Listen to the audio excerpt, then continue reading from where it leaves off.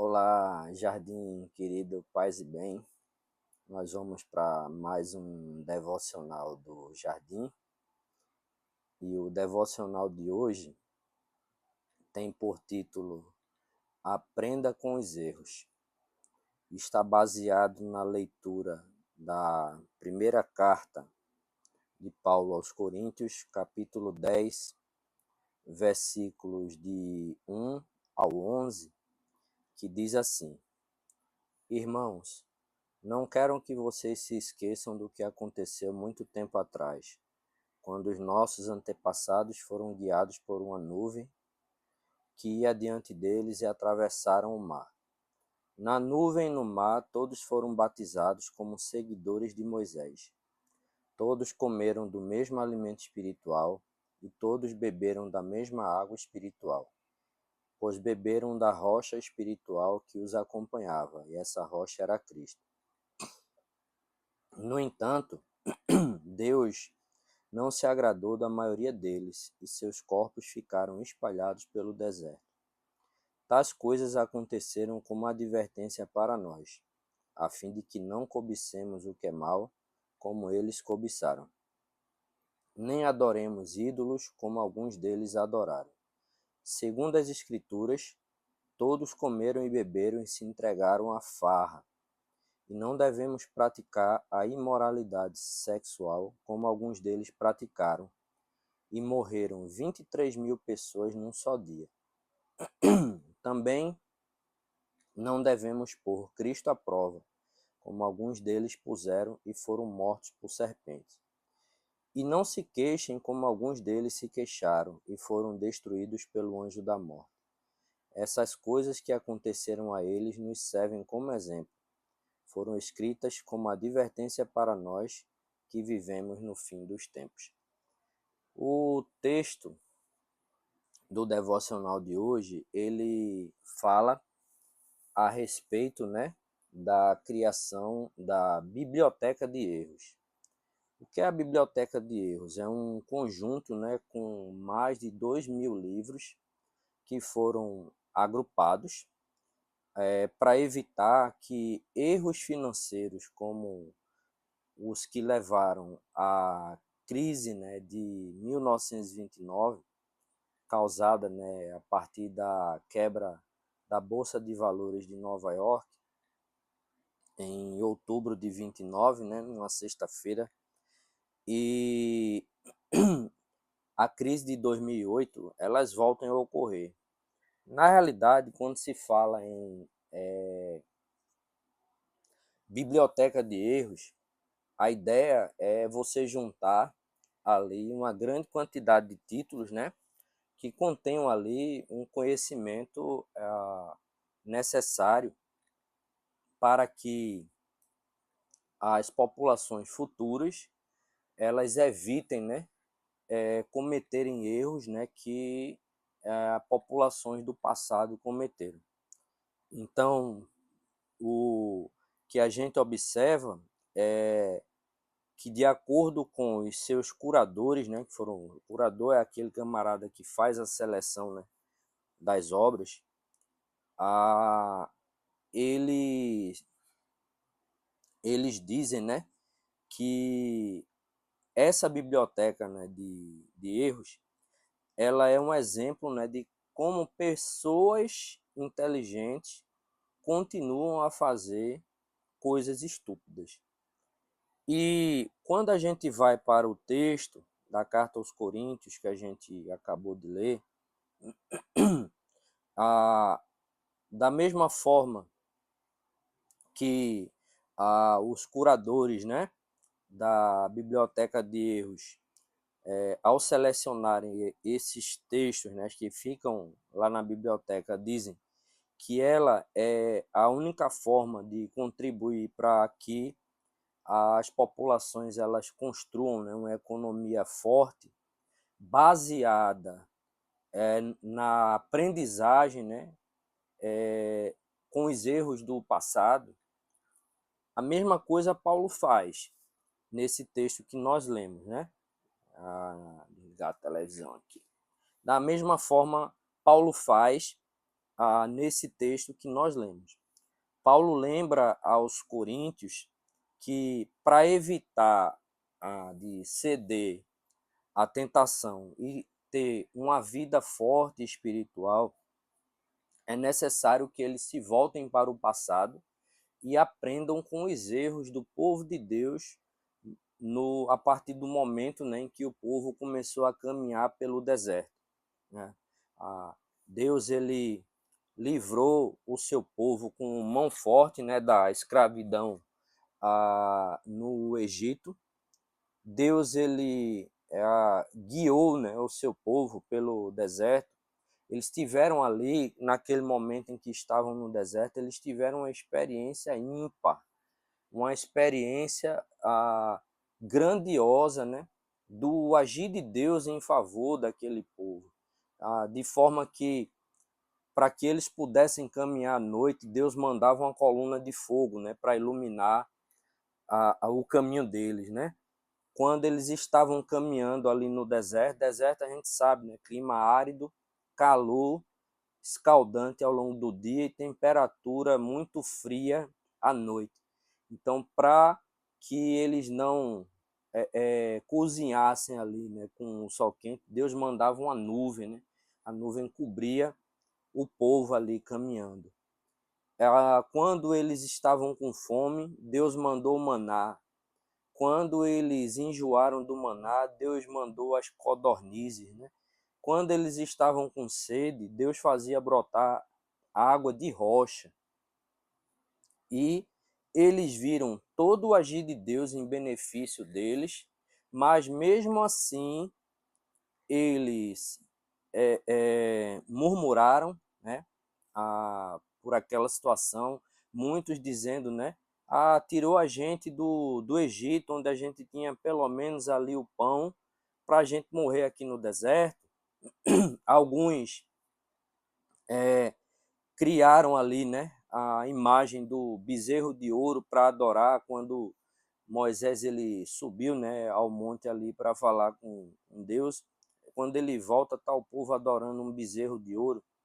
Então eles praticaram muitas ações que iam de encontro, né, à vontade de Deus. E o resultado é que muitos morreram no caminho. Só chegou ao final da caminhada aqueles que se mantiveram fiéis. E assim, né?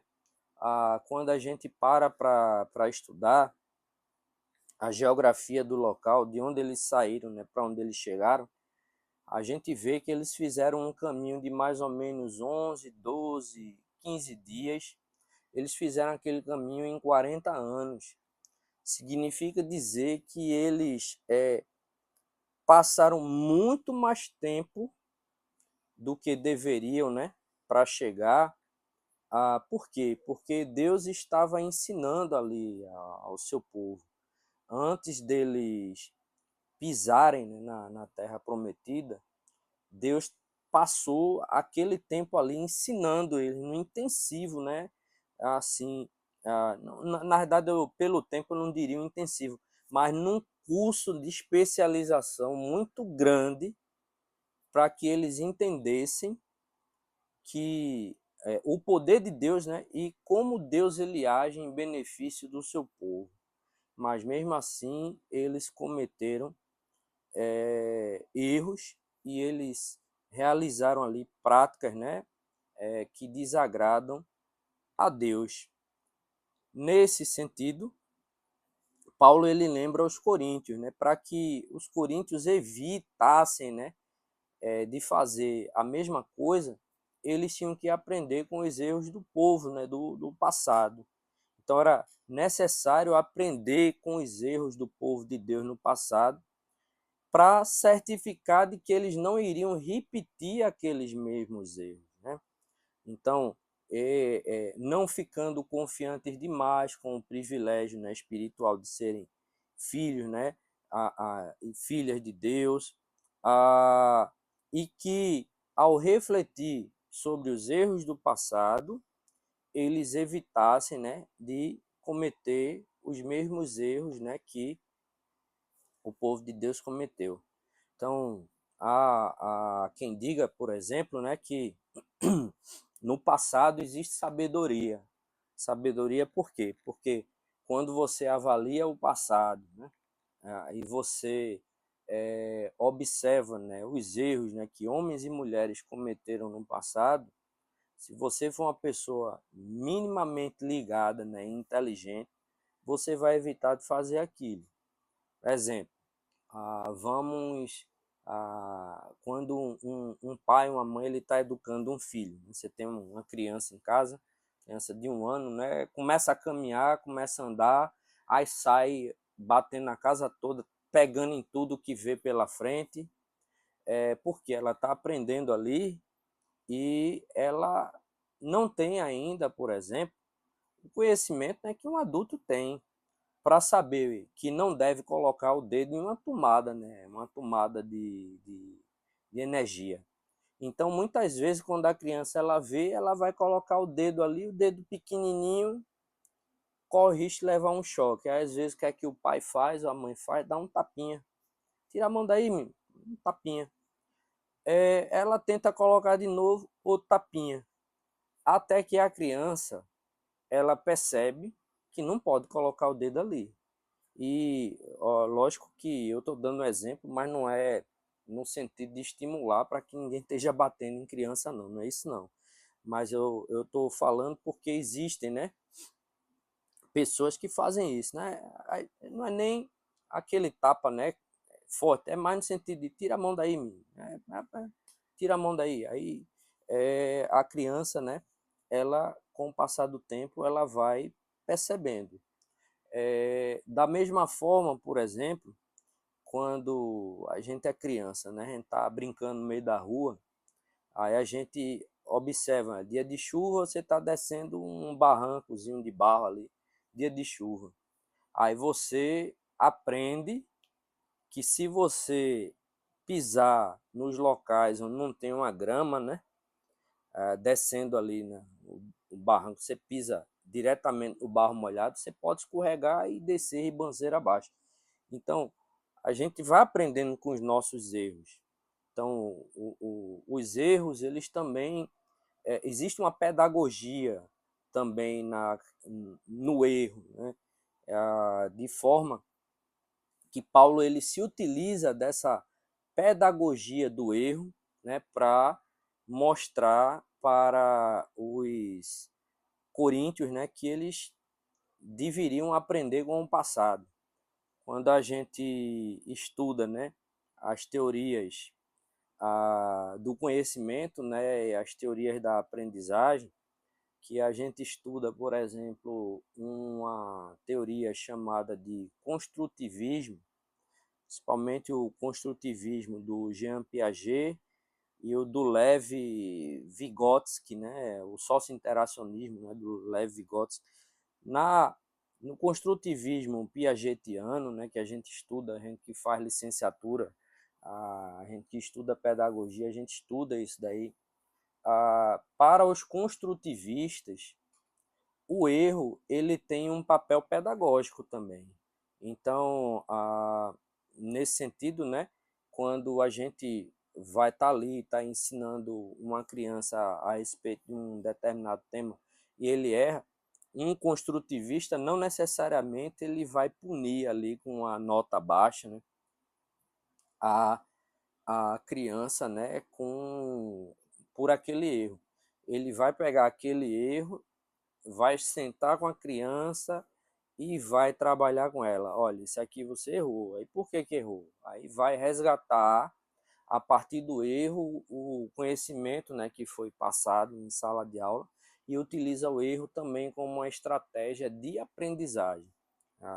Então, é uma abordagem possível, né, no campo da pedagogia. Então, a gente poderia dizer que Paulo ele agiu aqui dentro de uma perspectiva meio construtivista, piagetiana aqui, porque Paulo ele pega para os coríntios e diz: vejam, o povo no passado pereceu. Pereceu por quê? Porque foi idólatra, praticou imoralidade sexual, murmurou, o povo reclamou ali dos planos de Deus e o resultado, morreram. Paulo está querendo dizer em outras palavras também aí o seguinte, vejam, o povo pecou e o salário do pecado é a morte. Né? Então Paulo ele está dando ali, está dizendo, olha, o pessoal errou e pereceu. Então que vocês aprendam com os erros do povo, né?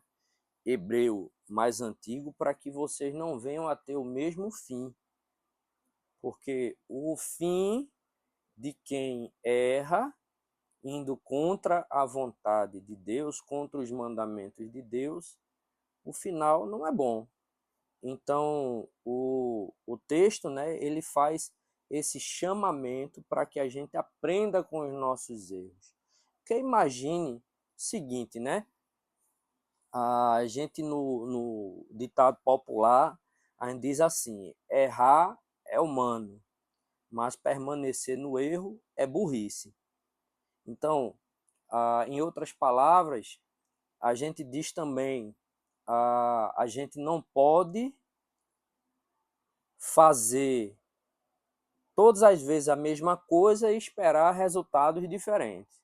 Então, tipo, você faz uma coisa de um jeito, não deu certo, você não vai tentar fazer a mesma coisa esperando que dê certo. Você vai buscar uma outra forma diferente de fazer com que a coisa dê certo. Porque insistir no erro não é um exemplo de sabedoria.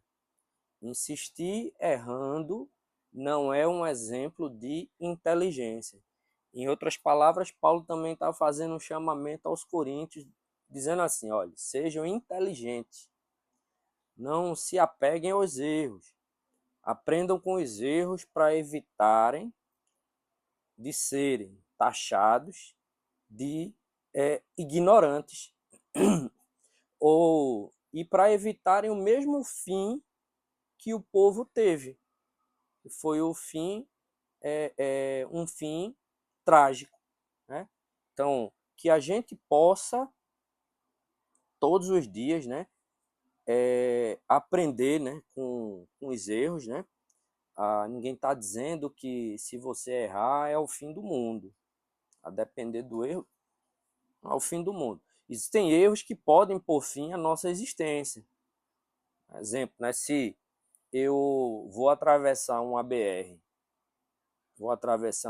e eu não tomo cuidado olhando, né, esperando o melhor momento para atravessar, momento em que não tiver carro próximo, né, vindo, né, eu tendo, né, a chegar do outro lado de forma tranquila. Mas se do jeito que eu venho, eu ganho, né, o sentido de atravessar, vem um carro em alta velocidade, o final para mim pode não ser tão legal, né? Eu posso ali abreviar a minha existência aqui na Terra, né? E de repente me encontrar com um Criador um pouco mais rápido do que eu iria naturalmente se eu evitasse de fazer isso, né? Então, existem erros que podem levar ao nosso fim, mas existem erros que eles só vão ficar ali, certo? Eles a gente vai sentir que errou, mas esses erros eles servem também como um instrumento de aprendizagem. Então que a gente possa, né, como diz aqui no texto devocional, à medida que Deus ele nos ajuda, que a gente possa aprender com os nossos erros e também com o erro dos outros, para que a gente possa ter um coração obediente a Deus. Porque a gente erra e a gente pode aprender com os erros. Mas às vezes Deus coloca pessoas, né, no nosso caminho para dizer assim, tu tá pensando em fazer isso, Luciano? Cara, eu já pensei assim igual a tu, numa situação parecida, fiz e deu errado, então não faz assim não. Às vezes, né, Deus coloca pessoas no nosso caminho para orientar, porque as pessoas já tiveram a experiência frustrante de um erro, né, que levou a problemas, em situações parecidas e elas vêm para nos orientar. Aí qual é o erro? O erro aí é não dar ouvidos a quem já passou por uma situação, errou, se deu mal. Então a gente aprende com os nossos erros, mas aprende também com os erros dos outros. Então que à medida que Deus ele vai nos dando sabedoria, que a gente possa aprender com os nossos erros, com os erros dos outros, para que a gente evite de cometer o maior de todos os erros, que é desobedecer aos mandamentos de Deus, porque na medida em que a gente faz isso, a gente está caminhando muito mais a, para perecer do que para desfrutar, né, de vida, né, vida eterna junto com Cristo, né? Ninguém pode esperar chegar à frente de Jesus errando e insistindo nos erros, né? Principalmente insistindo naquilo que ele pede que a gente não faça. Amém? Então é isso. Vamos orar para agradecer a Deus, né, por essa oportunidade que ele nos dá de aprendermos, né, com os nossos erros e aprendermos também com os erros dos outros. Deixa eu só ver aqui no grupo os pedidos de oração para a gente orar. Deixa eu ver aqui. Tem uma lista grande aqui no pedido, né? De pedidos, né? Então, os pedidos de oração que foram para o domingo, aqui a Melissa Amazonas, o Reverendo Souza, Adielson, irmão da pastora Márcia Coelho, Cileide, seu tratamento ocular, Carmen Azubel, Leonardo, né, que estava se recuperando de uma queda, viagem, né, de Sandra Moraes, Nazi Dalila, a agradecer pela caminhada da reverenda Keila, Sheila e Crisóstomo, por Lérderes e nossos irmãos venezuelanos, cura de úlcera, né, de Elaine, que é vizinha da avó de Elis, pela unidade 13, né, que vai iniciar uma nova fase na trajetória com novos planos e projetos, Severino Rodrigues, Maciel, que é o pai da Lili, Instituto Robson, né, que promove uma temporada de férias para as crianças, chegada de Maísa, né, missionária do Latin Link, né, encontro de líderes do Jardim, dia 24, e eu quero acrescentar também aqui, pedido pelo Genival Gonçalves de Oliveira, que é o pai da minha gestora, né, da escola lá de Recife, encontra-se acometido, né, com um problema de saúde assim, muito sério, passou um tempo internado e hospitalizado ainda, e que Deus ele restaure a saúde dele, né? Então oremos. Justo eterno Deus, nós te louvamos, Pai. Te louvamos, Senhor, porque Tu és o grande mestre.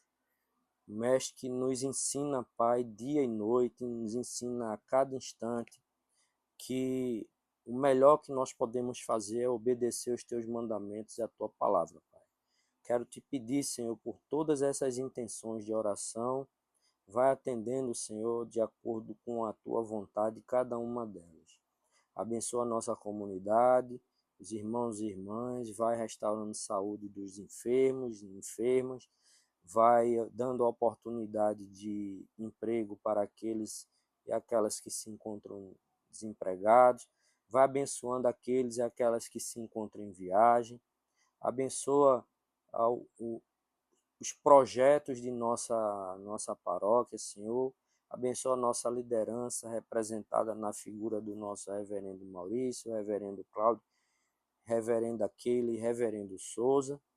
Abençoa, Senhor, os trabalhos que são realizados nas comunidades de Tijolinho e na ocupação 8 de março. Vai, Senhor, nos ajudando. E no mais, Senhor, dá-nos um resto de noite tranquilo, com um sono reparador. para a glória e honra do teu nome. É assim que eu te agradeço desde já, em nome de Jesus. Amém. Amém, meus irmãos, minhas irmãs, é isso. Fiquem com Deus. O devocional hoje foi gravado, porque não vou conseguir estar em casa a tempo de fazê-lo ao vivo, mas que Deus abençoe cada um e cada uma de vocês e até o nosso próximo devocional. Tchau, tchau.